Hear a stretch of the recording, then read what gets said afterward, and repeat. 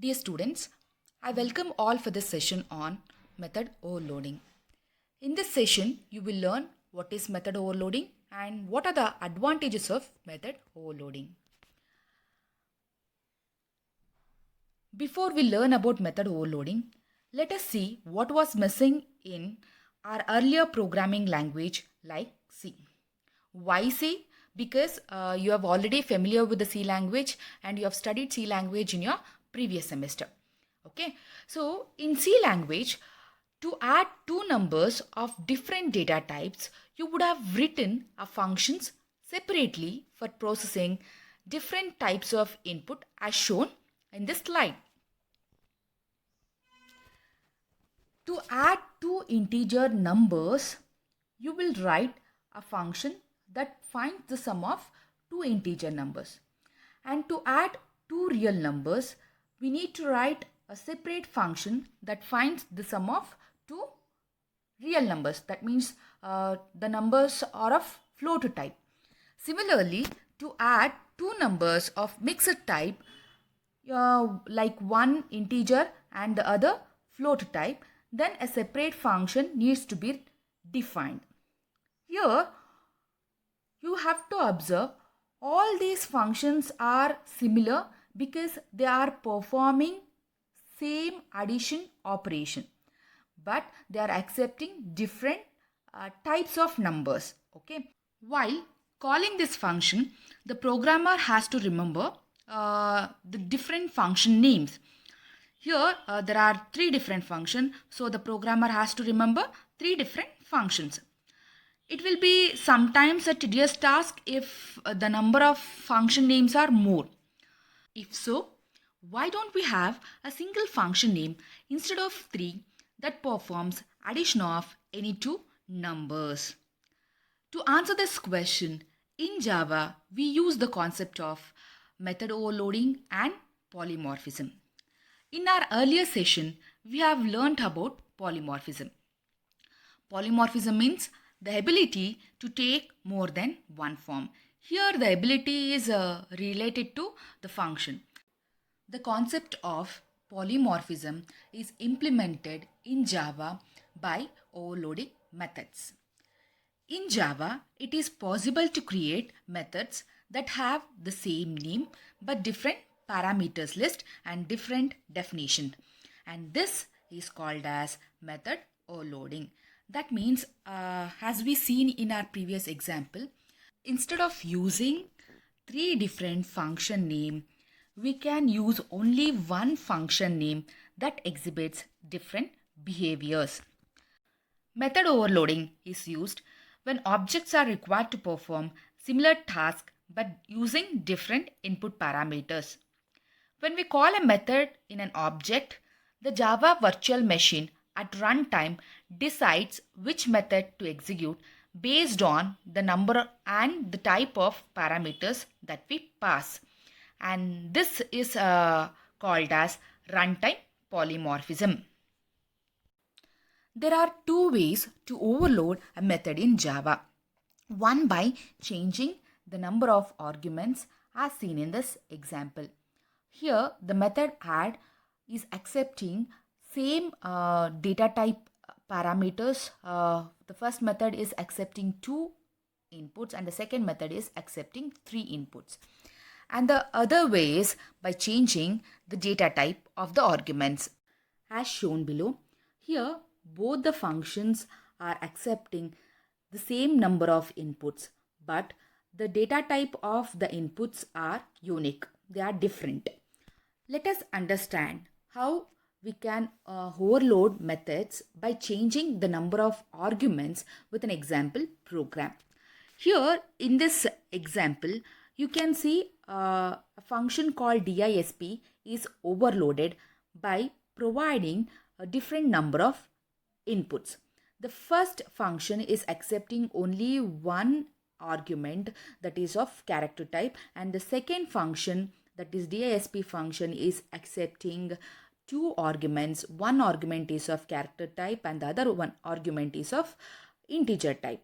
Okay, so when I call a function DISP with the help of an object of a class, Then based on the parameter that I pass it to that function, the Java virtual machine will decide which function, which DISP function to execute. Here you can see when I call DISP by passing a character, then obviously DISP character function will be executed.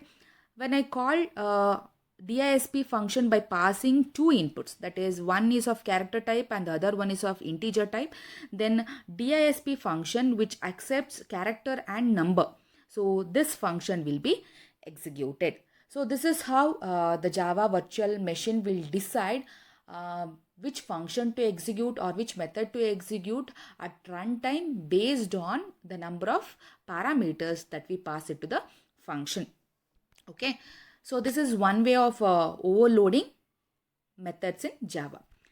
Let us see another example to illustrate how we can overload methods by changing the data type of the arguments that we pass it to the method. In this example, the same DISP method is overloaded by passing arguments of different data type.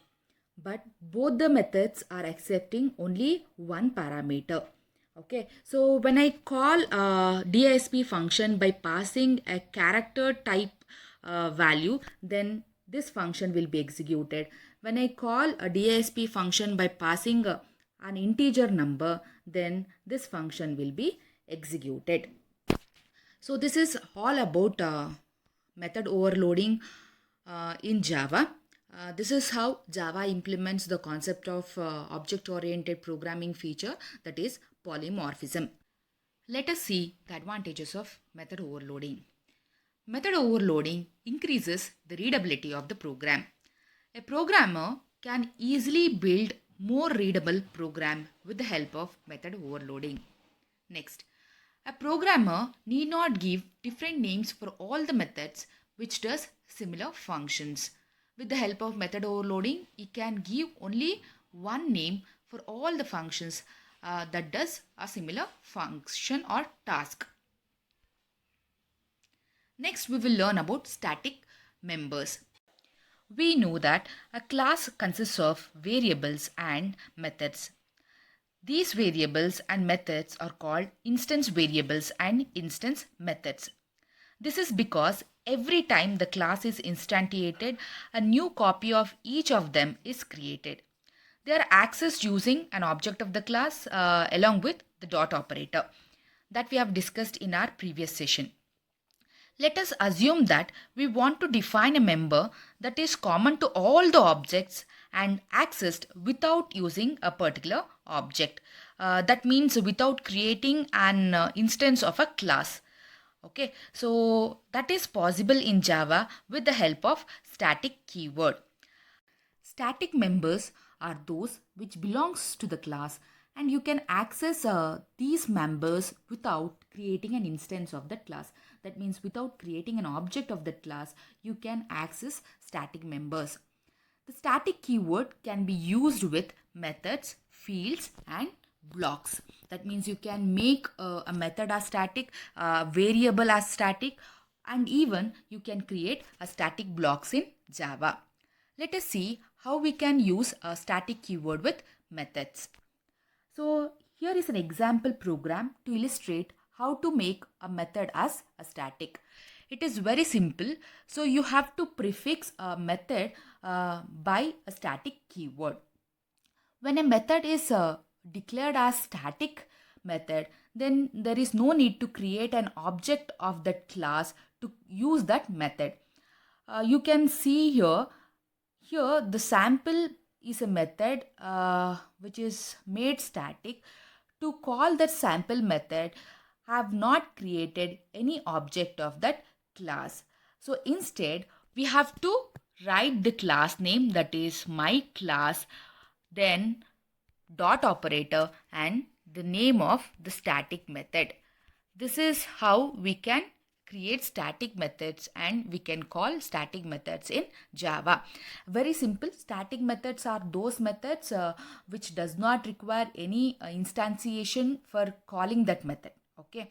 So without creating an object of the class, you can directly call that method. So such methods, we call it as static methods in Java. Even we declare main method as static, because main method has to be executed before creating any object of that class.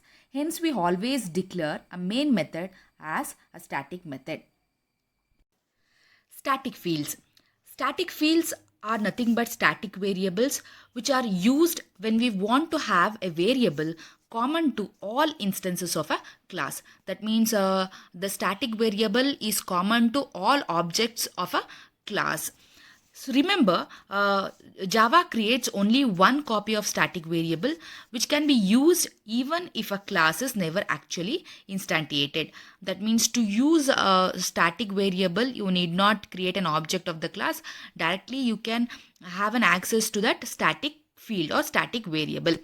Let us look into this example where I have created a variable called data with a value 20 and have declared this variable data as static variable by prefixing static keyword.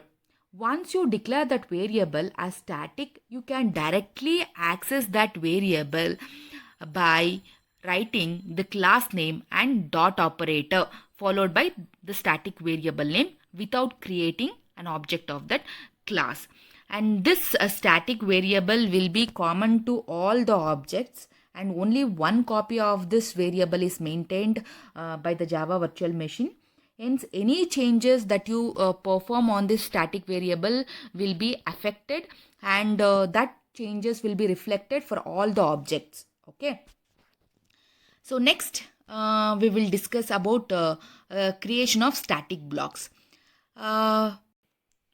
We use flower brackets to create a block of code.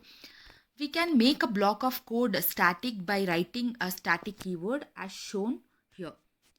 Static block is a block of code which consists of a set of instructions, and that instructions are executed only once when a class is loaded into the memory. Usually, static blocks are used to initialize static variables, and static blocks are the blocks that are executed first before executing any statements in the program. So when you execute this program, the first message that you get it on the output window is this. That is, hello, this is a static block. After printing this statement, the program will print this statement. That means the message within the main function is executed. Next, nesting of methods. We discussed earlier that a method of a class can be called only by an object of that class using the dot operator. However, there is an exemption to this. A method can be called by using only its method name by another method of the same class, and this is known as nesting of methods. Nesting of methods means a method within another method. Okay, when you call another method within a method, it becomes nesting. Here is a program to illustrate nesting of methods inside a class. The class nesting defines a constructor and two methods, namely largest and display. The method display calls internally the other method largest without using any object of that class, because the largest method belongs to the same class the display method belongs to. Placing one method within the another method, we call it as nesting of methods. And this concludes today's session. Thank you for your patience listening. Thank you.